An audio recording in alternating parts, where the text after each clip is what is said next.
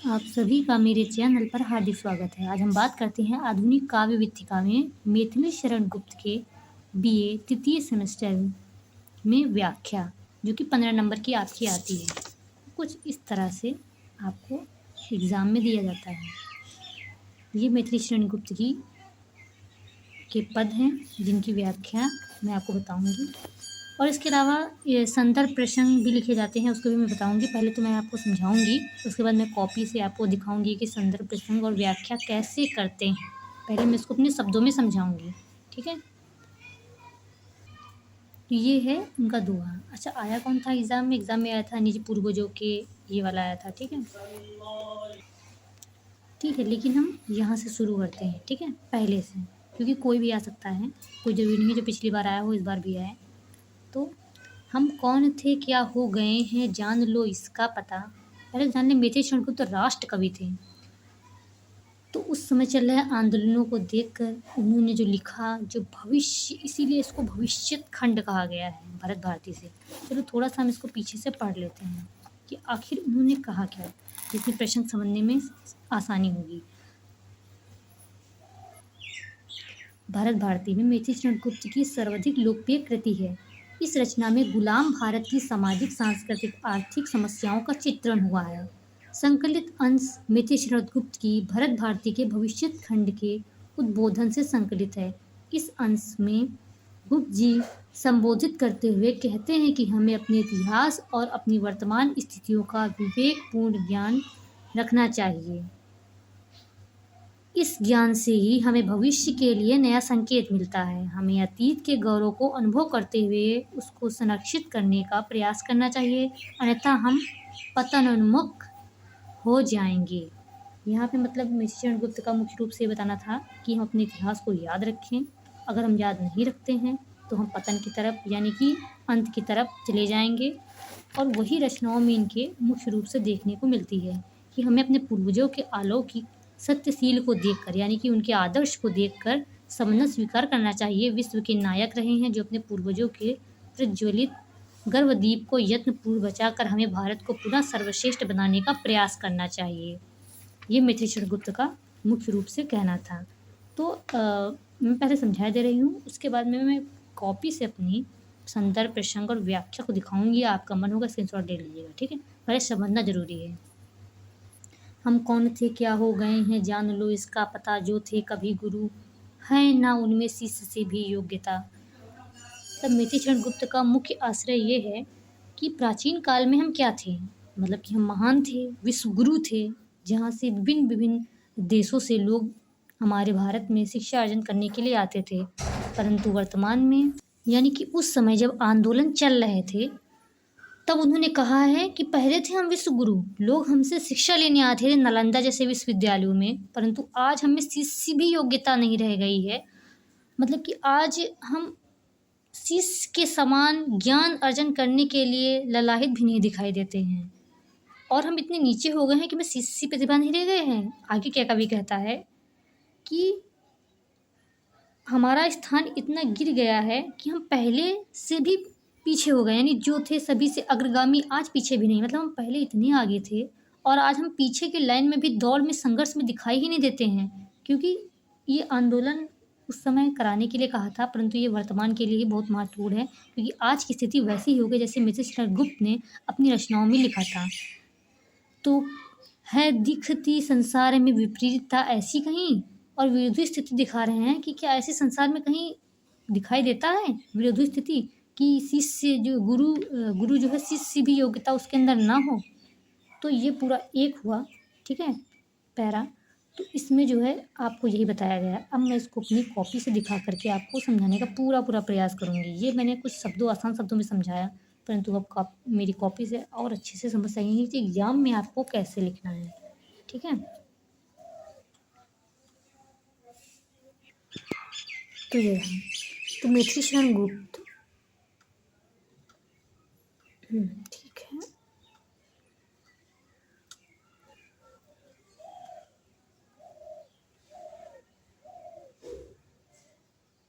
अब अच्छे से दिख रहा है, ठीक। मैथिली शरण गुप्त, तो वही है प्रस्तुत पद्यांश, ऐसे संदर्भ आप लिखेंगे। प्रस्तुत पद्यांश हमारी पाठ्य पुस्तिका आधुनिक काव्य विथिका के जो भी कवि हुए यहाँ पे मेथिचरण गुप्त द्वारा रचित भरत भारती के भविष्यत खंड से संकलित है। ये बहुत सर्वाधिक लोकप्रिय कृति है भी लिख सकते हैं और देश के गौरवमयी इतिहास को बताया गया है। ये प्रसंग में लिख सकते हैं। प्रसंग में आपको जो भी उसमें समझ में आ रहा है एक लाइन में वो आप लिख सकते हैं। क्या इसमें हमें देश के गौरवमय इतिहास के बारे में बताया गया, कैसे लिख सकते हैं। जैसे मैंने लिखा, इसमें राष्ट्रकवि मेथिचरण गुप्त ने अपने इतिहास और अपनी वर्तमान स्थिति का विवेकपूर्ण ज्ञान रखना आवश्यक है इस बात पर प्रकाश डाला है। ठीक है, ये भी स्वयं को पहचानने पर जोर दिया है, ये भी लिख सकते हैं। अब व्याख्या देखिए, मेथिचरण गुप्त कहते हैं कि प्राचीन काल में हम क्या थे। अब इसका स्क्रीनशॉट भी ले सकते हैं। ठीक है, मेथिचरण गुप्त कहते हैं कि प्राचीन काल से हम क्या थे और वर्तमान में क्या हो गए हैं। जो किसी समय विश्व गुरु, जो मैंने समझाया वही सब है, गुरु हुआ करते थे, उनमें अब तो एक शिष्य के समान योग्यता भी शेष नहीं रह गई है। अर्थात प्राचीन काल में विश्व गुरु थे, सभी हमारे यहाँ ज्ञान अर्जन करने आते थे, हमसे सीखते थे, परंतु अब वर्तमान समय में हमारी स्थिति ऐसी हो गई है कि हमने गुरु के स्थान से नीचे होकर शिष्य जैसी भी प्रतिभाएं हमारे अंदर नहीं रह गई हैं। आगे कवि कहता है, जो कि आगे की पंक्तियाँ थी ये वाली, कि जो थे कभी अग्रगामी। ठीक है, आगे कवि कहता है कि जो कभी सभी से आगे थे हम, आज उनका स्थान इतना गिर गया है कि वे पहले की तरह पीछे तो दूर दौड़ में भी दिखाई नहीं देते हैं। कौन? हम सभी। इनमें संघर्ष की क्षमता भी नहीं रह गई है। क्या इस संसार में ऐसा भी कहीं देखने को मिलता है? इस प्रकार की विरोधात्मक स्थिति को कहीं दिखाई देती है? अब इसके बाद आप काव्य सौंदर्य लिख लेते हैं। रस जो है इसको आप शांत रस कह सकते हैं। छंद जरूरी नहीं है लिखने के लिए, अलंकार जरूरी नहीं है, भाषा लिख देना खड़ी बोली है।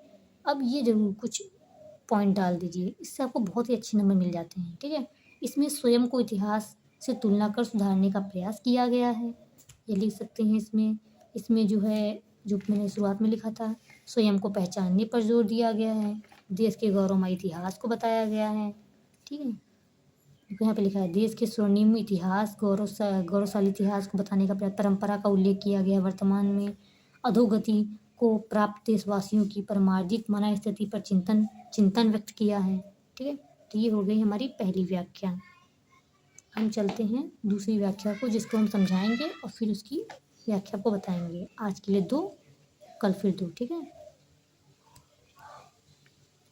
दुर्दैव पीड़ित जो पुराने चिन्ह कुछ रह गए हैं, देखो ना जाने भाव कितने व्यक्त करते हैं नए। हाँ, क्या कहीं आरंभ ही में रुधे रहा है अब गला, भगवान क्या से क्या हुआ है कुछ ठिकाना है भला। वैसे इतना इम्पोर्टेंट नहीं है, लेकिन आप पढ़ लेते हैं, समझ लेते हैं तो और ही अच्छी बात है। यहाँ पे कहने का प्रयास ये किया गया है कि कवि ने कहा है कि जो कुछ पुराने चिन्ह, जो कुछ महापुरुषों के जो कुछ चिन्ह शेष रह गए हैं, वो भी धुंधले दिखाई पड़ते हैं, क्योंकि आने वाली पीढ़ी उन आदर्शों को अपने अंदर उतारना नहीं चाहती है। अब कुछ कहने को शेष नहीं रह गया है, कुछ कहने से पहले ही अब कह रहे मेथिचरण गुप्त, न जाने कितने व्यक्त करते हैं नए। हाँ, क्या कहें आरंभ में ही, कहते हैं उतने दुखी हो गए हैं, कहते हैं कि अब मेरा आरंभ में ही गला रुक गया है, उतना मतलब रोना चाहते हैं वो, कि अब लोग अपने पुराने आदर्श को याद नहीं रखना चाहते हैं। भगवान क्या से क्या हुआ हम कुछ ठिकाना है भला, भगवान से कह रहे हैं कि अब क्या होगा, अब कोई ठिकाना रह गया है भारत का, या जो है अब कोई ठिकाना नहीं है, अब कुछ नहीं हो सकता है भारत का। अब जब 25 ही नहीं बचे हैं हमारे महापुरुषों के, तो सब कुछ समाप्त हो गया है। ठीक है, अब इसको आप व्याख्या के माध्यम से समझिए।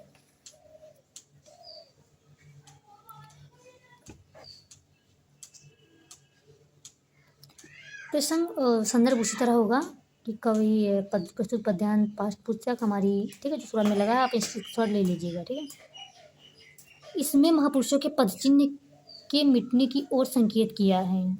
जो कुछ पुराने चिन्ह कुछ दिखाई पड़ रहे हैं, जो कुछ महापुरुषों के चिन्ह शेष रह गए हैं, जो अब धुंधले से दिखाई पड़ते हैं, देखो इन्हें और कुछ सीखो, कुछ नए भाव प्रकट कर रहे हैं, मतलब कह रहे हैं कि कुछ सीखो, अगर नहीं सीखोगे तो कुछ भी शेष नहीं रह जाएगा।